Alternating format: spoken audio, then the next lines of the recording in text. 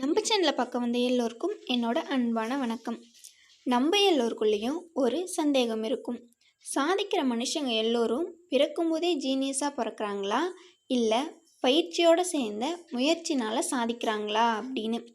இந்த மாதிரி ஹங்கேரியில் வாழுற லாஸ்லோ போல்கர் என்ற ஒருத்தருக்கும் இந்த சந்தேகம் வருது.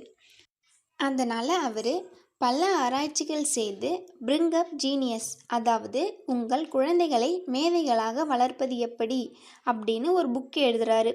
ஆனால் அவர் அந்த புக் எழுதினப்போ அவருக்கு திருமணமும் ஆகலை, குழந்தைகளும் இல்லை. அதனால் அவருக்கே ஒரு சந்தேகம், இது வெறும் தேரியா இல்லை ப்ராக்டிக்கலாகவும் நடக்குமான்னு. அவரே ஒரு முடிவுக்கு வராரு.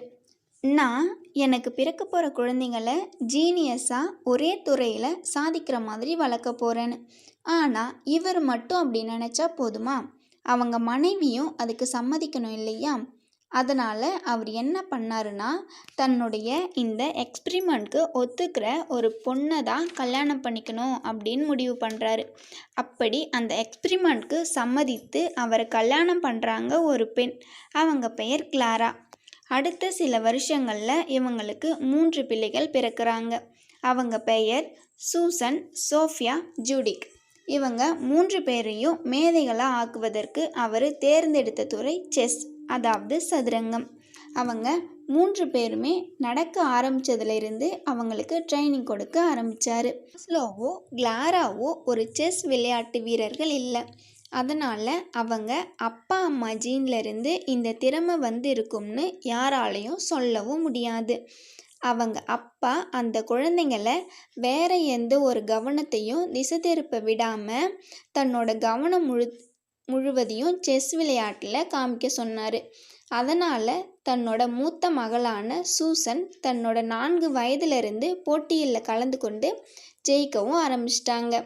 அவங்க வாழ்ந்த 90ஸ்ல செஸ் ஆண்களோட கோட்டையாக இருந்துச்சு. பெண்கள் அவ்வளவா அதில் சாதிக்க முடியலை. ஆனால் இவங்களோட என்ட்ரி நிறைய பேருக்கு ஆச்சரியத்தை கொடுத்தது.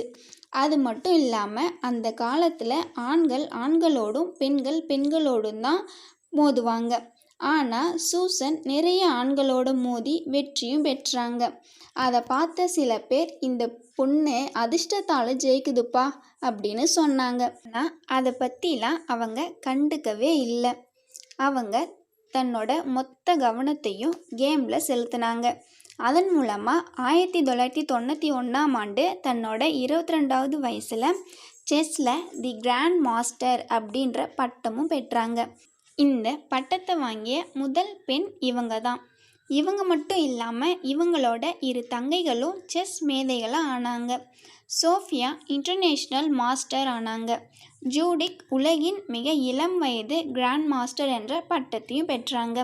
லாஸ்லோவோட தியரி சந்தேகத்துக்கு இடமின்றி நிரூபிக்கப்பட்டது. மேதைகள் பிறப்பதில்லை, தொடர்ந்த பயிற்சி முயற்சி இருந்தால் யார் வேண்டுமானாலும் சாதிக்கலாம் அப்படின்னு லாஸ்லோவோட பிள்ளைகளின் வெற்றி மூலமாக நாம் தெரிஞ்சுக்கலாம். அது மட்டும் இல்லாமல் இதை பற்றி உளவியல் சிந்தனையாளர், பத்திரிகையாளர் மற்றும் உலக புகழ்பெற்ற எழுத்தாளரான மால்கம் கிளாட்வெல் ஒரு புக்கில் யாராக இருந்தாலும் ஒரு துறையில் மேதையாக வருவதற்கு குறைந்தபட்சம் 10,000 மணி நேரம் பயிற்சி செய்ய வேண்டும் அப்படின்னு சொல்லியிருக்காரு.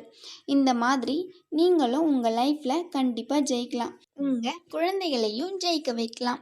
பயிற்சியோடு சேர்ந்த முயற்சி இருந்தால் கண்டிப்பாக ட்ரை பண்ணி பாருங்கள், நீங்களும் வெற்றி பெறலாம். மாற்றம் ஒன்றே மாறாதது, அந்த மாற்றம் நம்மிலிருந்து தொடங்கட்டும் என்று கூறி விடைபெறும் நான் உங்களில் ஒருத்தி.